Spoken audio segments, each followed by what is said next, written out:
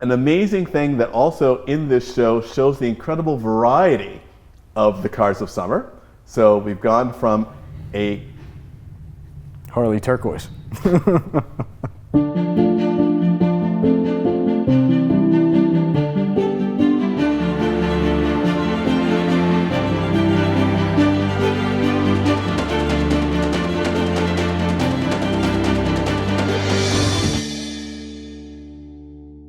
Thanks for watching the Audrain Museum Network, and we hope that you're one of our more than 50,000 subscribers. If you're not, join the crowd. It's just getting bigger by the day. Hit that button now and join us here on the Audrain Museum Network. Hello and welcome to our exhibition, Colors, the Cars of Summer, presented by Lamborghini Boston here at the Audrain Automobile Museum. And this exhibition highlights video is dedicated to a part of summer which really captures the heart, soul, and noses of people in the summertime, and that's drag racing. And I know that I am joined here by a great devotee of drag racing, my colleague Steve Marsocci, and we have three cars that not only speak very eloquently to this great sport, but also tell a beautiful story of color. Absolutely. As a matter of fact, you could almost say that here at the Audrain, we're plumb crazy for color. Wouldn't you say that? You could say that. Oh, you could absolutely say that. So would this SRT. Exactly, exactly. Well, they've always had a great range of colors. You know, starting from the 70s, this is one of their premier options, and you can't beat a Dodge color selection. You have PTS, which we all love. We know and love PTS. We know and love TaylorMade and MSO and all that. But for stock options, what you can select without having to pay extra, Dodge colors. And it's one of those things that, as somebody who was actually alive in the 1970s, as opposed to you, sadly, I remember quite well these colors when they were first introduced on the 1960s and 70s Challengers and Barracudas. Mm-hmm. And it's so interesting because people today always complain, myself included, about the grayness, the blackness, the whiteness, the silverness of today's cars. Mm-hmm. And we often forget that there are cars that are available in color. You have to seek them out a little more than you had to back in the day, but they are available for people to not only express their own personalities, but colors that really express the personality of the cars themselves. Can you imagine one of these in silver or gray with a gray interior? I could. On the Hertz rental lot? I could. I think the widened fenders and the massive hood that says alcohol injected on it kind of speaks for itself. But yeah, no, if you're going to get it, you got to get it in a bright color. And speaking of drag racing, now drag racing happens all year round in most places, except when you've got snow and ice on the ground. But it's a particularly summer thing, both on the tracks and on the street. And we do not condone street racing ever. And in fact, it's really terrific that a lot of drag strips have actually opened up programs to make sure they get racers off the streets and onto the track where drag racing belongs. And it's, again, sort of shocking thinking about the fact that people say, performance can be found everywhere. I mean, nowadays, a 500 horsepower car is sort of middle of the range for a showroom car. This car produces over 1,000 horsepower, and it is built for the street, but in a way that can actually produce amazing performance on a drag strip. Yeah, and I think it's important that you mention that, now 500 horsepower is standard, because these particular cars by Dodge are really the reason that we're at that point. When this car came out originally, this chassis in 2015 with the Hellcat, 707 horsepower. Oh my God. That was dropping a bomb on Chevy and Ford. They just didn't expect it. And now we're at over 1,000, and it's just an insane vehicle. And it's a thing that I have to express. People who watch the Audrain Museum Network on a regular basis and watch our driving videos have heard me opine boringly about the fact that it's not just all about horsepower. And cars that produce huge horsepower numbers, mostly for bragging on bar stools, are things that don't interest me at all. But when you have a vehicle like this that is designed to perform on the drag strip, that's where the performance belongs. That's where you can actually use this performance. Yeah, I mean, it's a factory vehicle that, whether you like it or not, it is capable of doing a little baby wheelie. I mean, unless you're looking at Copo or Cobra Jet, which are, they're production vehicles, but not for the road. They're special order factory vehicles. I'm not a diehard Dodge guy. I'm not a diehard Ford or Chevy guy, although I love my Mustangs. You can take a Mustang GT, put some slicks on it and some skinnies, and beat this down the drag strip. They're heavy. But it's just the fact that Dodge offers a vehicle like this, it's unbeatable. I mean, it's pure fun, and it's the closest thing to what old drag racing was. And what's remarkable about this car and cars of this type is that, again, it harkens for me back to my youth when the cars that were on the drag strips setting the great times were cars just like the ones you saw on the street. Yeah. You think about the Galaxies, the Max Wedges, and things like that. They looked just like the car that your father, your uncle had, and they were just specially prepared for the purpose. The Black Ghost. Exactly. So you see in this car, you know, the rear seat, the lead, the carbon fiber panels that replace it. Of course, one of the things that everybody loves about this car, of course, the parachute handle. Because if you're going to go as fast as this car can go, you want to make sure that it can, oh wait, stop. Yeah. That's right. Yeah. Now, is that overkill? Absolutely. But nonetheless, it's in the spirit of it, you know. Yeah. And the fact that you mentioned the weight of these cars. And it's one of the things that when I drove, not this particular model, but when I drove the Demon here on this network, one of the things that really surprised me about it was how civilized it was. And a lot of that civility comes from weight. And it felt completely different than a 1970s Cuda, for instance, which is a very, very light car, which feels very light. And I think that that Dodge has really gotten a really good mixture of the sort of solidity that we expect in a car today with the performance capability. Now, of course, you can always argue that you know, the best thing possible in all possible worlds is a great power to weight ratio. So this car probably needs 1,000 horsepower to go as fast as it does. Right. If it weighed 400 pounds less, 500 horsepower might do the job. Yeah, it might, yeah. But nonetheless, it's a lot of fun. And, you know, you have been introduced to the olden times performance cars. And what do you think is the biggest difference for you? Now, we haven't had a chance to do a comparison between this and the earlier cars, but what for you is the real difference between this car and one of the older ones? I mean, that's tough to say. I think we got to wait until September and get this car out on the road. You and I, we'll do a video on it, and I'll give you a straight answer on it. I think it's just, it's less of a difference and it's more of a similarity. It's the fact that back then, a car like this, it would have been, you know, 450-ish horsepower, but it was a massive amount of power in a street vehicle, and it was just, it was, for lack of a better word, stupid, but it was fun. And that's why I think people love these things, because they're just like, you know, the 60s and 70s drag cars, muscle cars. And fun is what this is all about. It's about entertaining yourselves, entertaining your friends and the crowd at the drag strip, because again, I mentioned the fact that the drag strip was about noise, is about noise, but also about scent, because there's nothing like the smell of burning rubber at a drag strip. Burning rubber and alcohol. Exactly. Yeah. I can say between the fuel and the tires, it's a really extraordinary thing that everybody has to experience at least once in their lives. For sure. And drag racing is one of those sports that it's always better to see in person than to watch on television.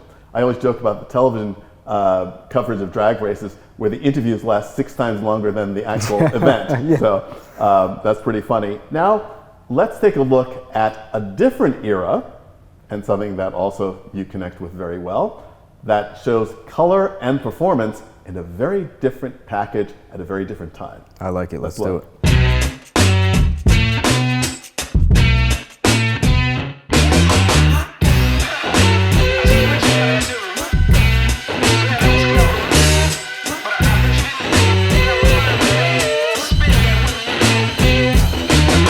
From plum to aqua.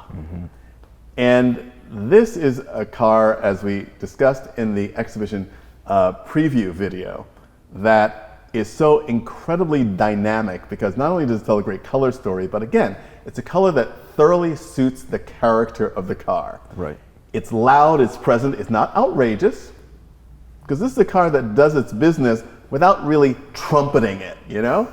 It's very interesting that this is Ford's total performance drag car at the same time that they're doing Trans Am racing with the 302. So, and of course, as we mentioned in the preview video, this car also has a great connection with Rhode Island. Let's talk about that a little more. Yeah, so Bob Tasca is actually credited for the engine in this vehicle. It started as a interceptor engine, a police interceptor engine, which is ironic considering the street racing that occurred in the 60s and 70s. But yeah, they threw it in a 428 cubic inch, 7-liter ridiculous engine in a brand new Mustang chassis. And what's also so wonderful about Ford performance at this time, you've got Trans Am going on, you've got drag racing going on, you still have the cars at Le Mans. I mean, it's absolutely amazing the way Ford performance was going at the time. And actually today, Ford performance is back now with a Paris-Dakar car, the Mustang GTD, a GT3 series, the Ford GT at Le Mans. I mean, it's absolutely amazing. Sort of everything new is old again. Yeah, somehow. Mustang racing is back, which is very exciting. It's absolutely astonishing. And you know, when you think about a car like the Challenger SRT, that's designed for the street, but also designed to perform at a very high level on the track. These cars were, back in the day, because that's what people did, designed to, the first ones, I think the first 30 or so that were built, were delivered directly to drag racers to run in NHRA events.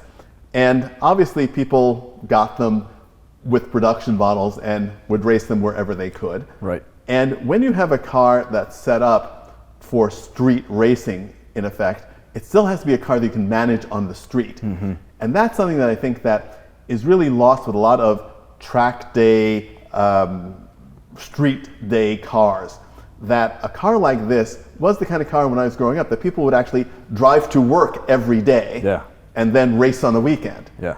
And of course, going back to dear Bob Tasca, who was the guy who came up with, you heard it here and remember this very well, win on Sunday, sell on Monday. Yep. Well, and you look at the interior and it's perfectly comfortable for 4 people. I mean, you could squeeze some kids back there if you really had to. Wife probably won't like the car, but that's another story altogether. It's, you know, it's a great little red light racer and you couldn't beat it for the time.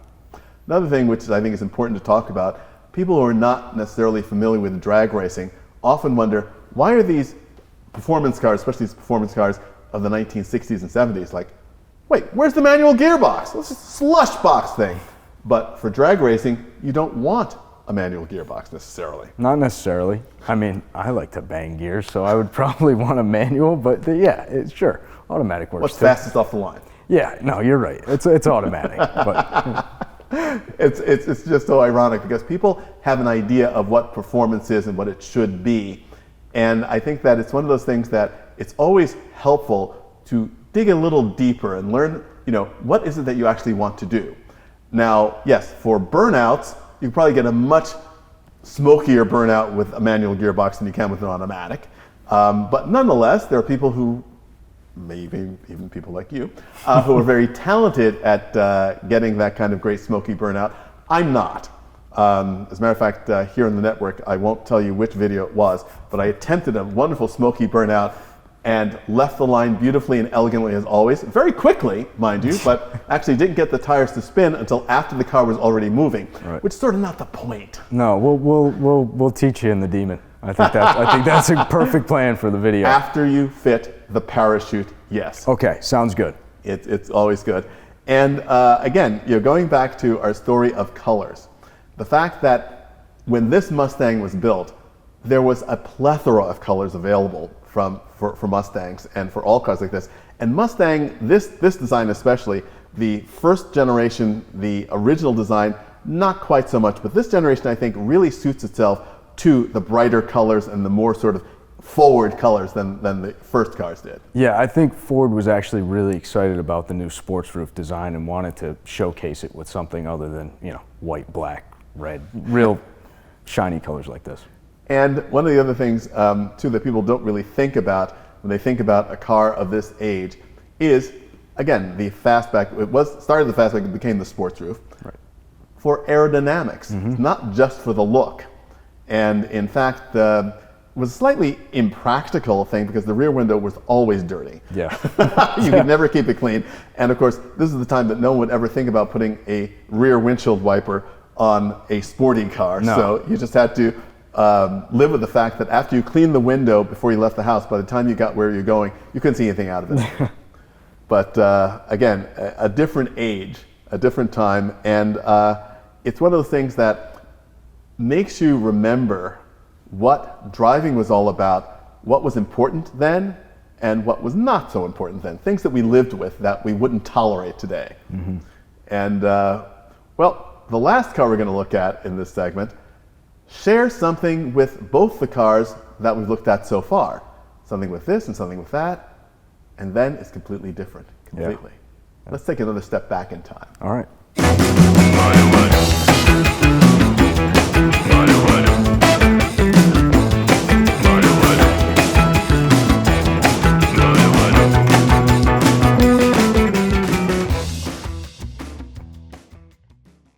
We've gone now from plum to aqua to turquoise. Mm-hmm. This car just screams summer motoring, not least of which because it doesn't have a top. Yeah. So driving this in the winter might be a bit of a challenge. This is, I think, a really sensational vehicle. It's a 1940 Chevy Custom built by Gary Choppet Fiotto. And I wonder how he got that name. Yeah, exactly. I can't imagine. And this car is called the Pipeline. I'm not quite sure why it's called the Pipeline, but I'm sure that Gary had a reason for it. And it really has the spirit of the classic customs that you see in old movies and all around great cruise-ins. But one of the things I really admire about great custom car designers and builders are details and proportion and form. This is not a small car. We're standing next to it, give it scale. Yeah. If you saw a photograph of this car, you'd have no idea if it was a very big car or a very small car. Especially with me standing next to it. Exactly. One of the things I also particularly like about this car is the front end treatment, because it's got this wonderful front end, which is extremely reminiscent. Obviously, it's got a grille shaped like the stock 1940 Chevrolet grille, but it's a great nod to the great GM concept car, the Y Job. Mm-hmm. The headlights behind the grille and very, very clean detailing and finishing. A lot of custom cars can be overwrought, too many details, too many little things to look at. But I think that what Fiotto did in this car is, I think, really wonderful editing. So you get the form and the shape of a 1940 Chevrolet, which is a very good looking car, added to wonderful details, and especially here in Newport. So we get the exhaust ports in the side of the hood that look very nautical. You get the exhaust pipe coming out of the fender in the back, which is also very nautical, looks like that on a speedboat. Right. The wonderful Frenched-in 59 Cadillac taillights. Mm-hmm. It's just filled with wonderful details. Now, this, of course, is a car designed to go. And as such, it's got a bored-out 454 Chevy engine, 464 cubic inches, and puts out somewhere in the neighborhood of 500 horsepower. That's plenty. Which you can put down on the ground through these really big drag slicks in the back. Mm-hmm. So, our connection. Yes. Drag, drag, and drag. Now, it's sort of difficult to imagine someone taking this car finished the way it is, to a drag strip and really sort of wringing its neck. Yeah. But nonetheless, I think in the right circumstance, you can put this power down to the ground in a way which would be incredibly entertaining on a summer evening. For sure, but you don't need to. I mean, we just had Brian Lennox here, great seminar. Check it out on our podcast page, in the driver's seat with ABS. But you know, it fits in that hot rod category in that they did it for form because they had a style that they loved and that's what they wanted. But you can take it on the drag strip. It's also one of those things, the discussion that I've had with a lot of people over the years, hot rods and customs. I'm a very pedantic person, as you know, you've come to know me, and it's like, oh my God, this guy's going on and on again about this and that and the other. And the definitions can get blurry. For me and for a number of people with whom I've spoken and gotten to know over the years, hot rods are cars which are modified primarily for speed. Mm-hmm. A custom is a car that's modified primarily for aesthetics. Sure. However, you can have a car like this, which is both modified aesthetically and modified for speed. Right. So it's a perfect mix of both. Exactly. And you know, can you imagine a more appropriate vehicle for slow cruising or fast driving on a summer evening. No, side pipes, real loud. This is the one. Absolutely amazing. And so it is a great example of, colors, the cars of summer. Harley turquoise. Harley yeah. turquoise, exactly.